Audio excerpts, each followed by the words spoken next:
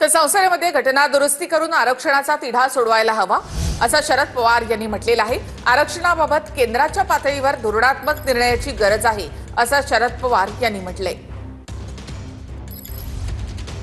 तर 72% आरक्षण हे तामिळनाडूमध्ये होऊ शकतं, तर घटनेमध्ये बदल करता येऊ शकतो असं शरद पवार यांनी म्हटलंय। अहिल्यानगरमधल्या कार्यक्रमात शरद पवार यांनी हे विधान केलं आहे। आणि असे प्रश्न सोडवायचे तर शेवटी राष्ट्रीय पातळीवर निर्णय घेतले होते। केंद्र सरकारने याच्यात निर्णय घ्यावा लागेल।